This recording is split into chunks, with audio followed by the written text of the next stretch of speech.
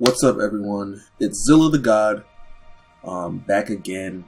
I wanted to hop on, make a quick video reaction because we have a Halo moment.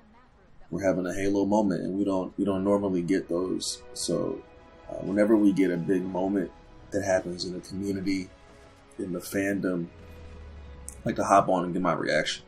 I know that a reaction video like this will eventually date itself, over time, but I do want to treat it like a snapshot of the current state of the fan base and the state of the game now that we're here after this recent announcement. So at this moment in time, Halo Studios has just announced the upcoming release of Halo Campaign Evolved, which is coming out on Xbox, PC, and PlayStation platforms.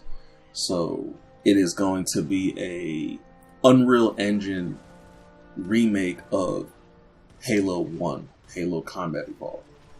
So yeah, I want to give a little bit of my reaction. I want to talk about how I think this fits into their strategy, and then just some thoughts on like the future of the franchise and where I think they're going to go from here and where I hope they'll go from here. So yeah, first and foremost, my knee-jerk reaction is like, it looks cool. At the end of the day, it looks cool. So all the other opinions that I've heard about it, oh, this, that, and the third, but it looks cool. Not just cool, it looks like Halo. Like they did a good job of making it look like Halo. So I think maybe that was the concern, is that if we're going to switch engines and move to a different engine, is it going to have the right feel? There's been lots of debate about art directions after Bungie and things like that. But it looks like Halo. It looks good. I mean, we need to be honest with ourselves as Halo fans. Halo Anniversary was not good. It was not good. The art style of the updated graphics did not effectively match the tone and the atmosphere of the original game. What was cool was being able to switch back and forth. That was cool. And it was cool to be able to just kind of hop back in and everything like that. But it was something that I think we could appreciate as Halo fans, but it definitely wasn't that accurate of a remaster or like a remake. I think they did a little bit better with the Halo 2 remake. That Halo 1 Anniversary remake was not that good. So everybody's talking about how this is the second remake. I mean, I think we were due for a better remake anyway. Like, we had fan versions and updates and reskins and reshades that were all trying to get a better accurate version of Halo 1. So I think I'm not really too mad about them remaking it, because Halo 1 Anniversary was not that good. The other thing is that Halo 1 Anniversary was like outsourced to a different company, I believe. Maybe I think it was Saber Interactive or somebody. So it looks like they're treating this as more of like a first class project. Like they're developing it in-house and they're, funding it a little bit more, it looks like. Now, I'm not saying they're not outsourcing in some way, but it definitely seems to be treated more like a first class project instead of just like a side thing, with the way that they're promoting it at least. So I think that's good in terms of like the quality of the remake that we're going to get. Like, it definitely looks like Halo Studios is taking this very seriously, which is good. I mean, you can't complain about that, right?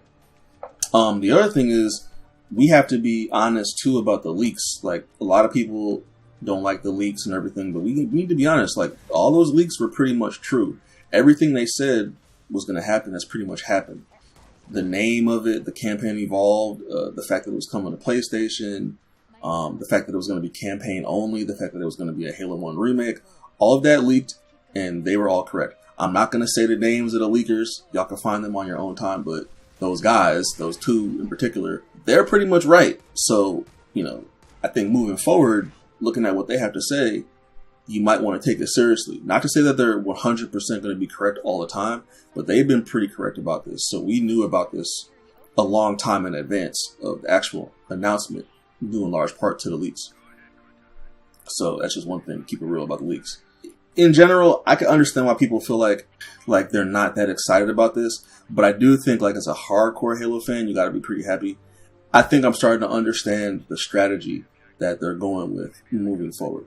So like one thing to think about is like there's been a lot of complaining. People are underwhelmed. A lot of people I've seen say that this is a waste of time and resources for the studio to be making this, which you could say that. I think you could say that. But I do think we got to actually take a step back and look at the situation here.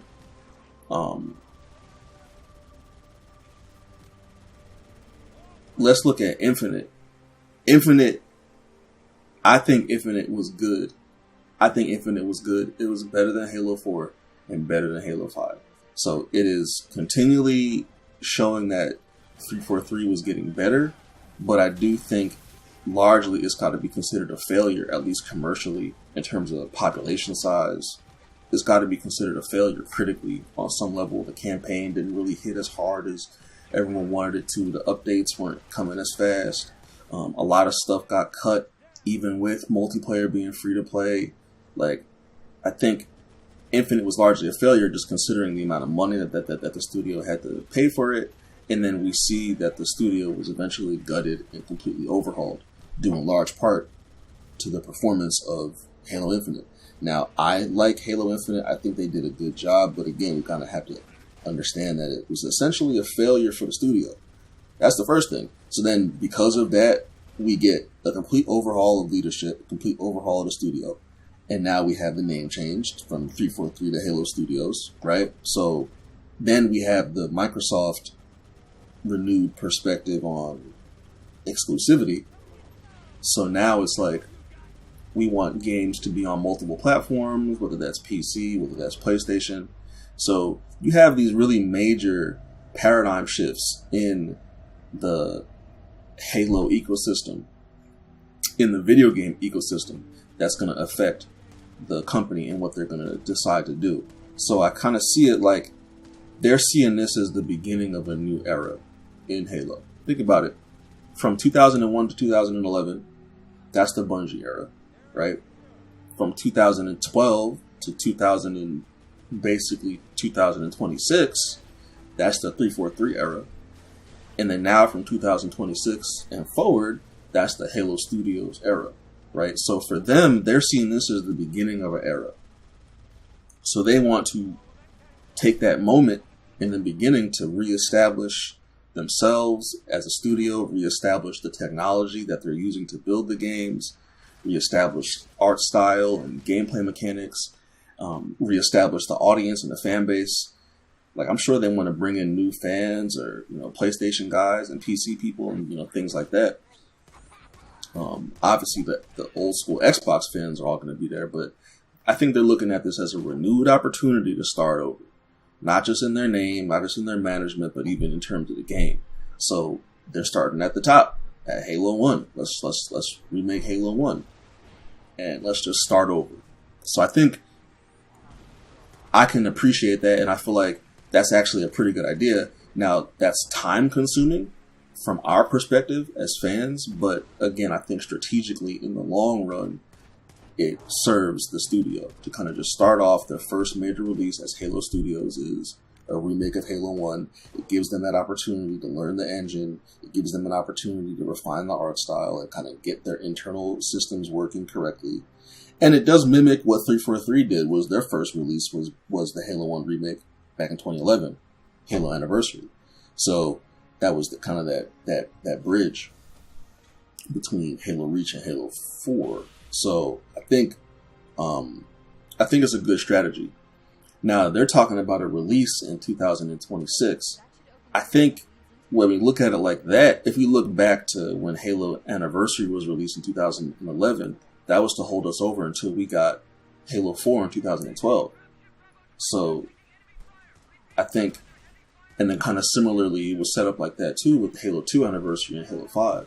So if we look at what they've done in the past, we're probably going to get another mainline Halo game in 2027. So this is the bridge to that mainline game. Now, we don't know if that's even going to happen. There's rumors flying around that there's going to be a multiplayer only release at some point in time.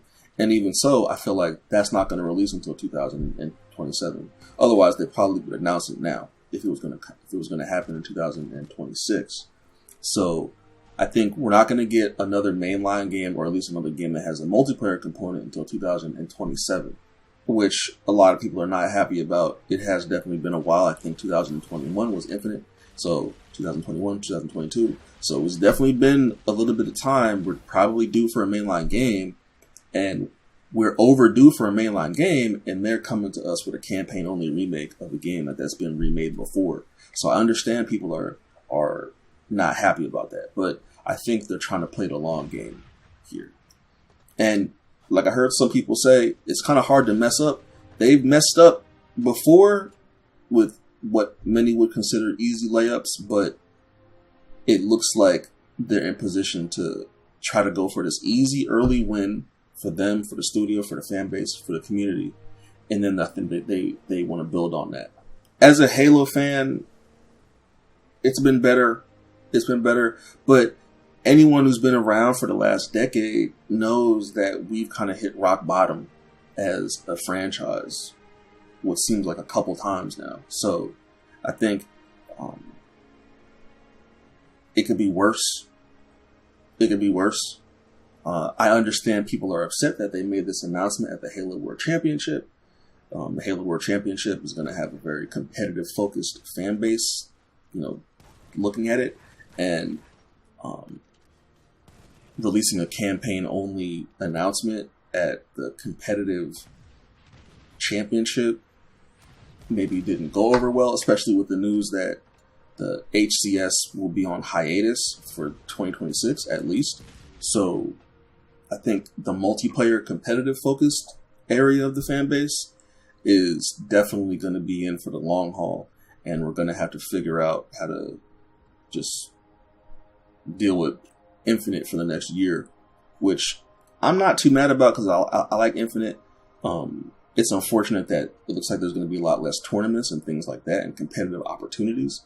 But I think as an overall Halo fan, I think that in the short term, this is not that great. But in the long term, I think this is actually in the best interest of the series. It's in the best interest of the company.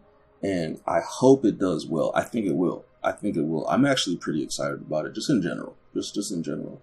And I think it'll be fun when it comes out. And it's going to end up being positive for the long term of the fan base and the game and the studio. So that's really my 2 cents. Try to stay positive. Like, we know it's been worse than this. Like, we know it's been much worse. We dealt with a lot as Halo fans. We had a lot of ups and downs, especially over the last, couple years. Infinite came out looking like it was going to be the next thing, and then that didn't really turn out the way that we thought it was. So I think if we just stay positive, it looks like what we know is that 343 as we know it is no longer around. Like, this is a different studio in terms of leadership. It looks like the philosophy is a little bit different. So I think, there's lots of unknowns right now, but it looks like they're trying to make a play for good long-term choices. So let's see what happens. But anyway, those are my thoughts. Thanks for sticking around. I appreciate it. Who knows? I'll pop out again very soon. We'll see. This is Zillla. Thanks for tuning in. Appreciate it.